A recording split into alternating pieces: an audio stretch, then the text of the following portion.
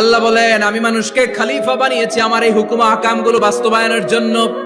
সব সৃষ্টিকুলের মধ্য থেকে মানুষকে আমি বানিয়েছি আশরাফুল মাখলুকাত। আবার মানুষকে বানিয়েছি আমি আমার খলিফা। আবার মানুষের চেহারাটা আমি আল্লাহ সব চাইতে সুন্দর করে তৈরি করেছি। সুবহানাল্লাহ। লাকাদ খালাকনাল ইনসানা ফি আহসানি তাকওয়িম। আমি মানুষের চেহারাটা সব চাইতে চমৎকার অবয়ব দিয়ে তৈরি করেছি রে গোলাম। সুবহানাল্লাহ।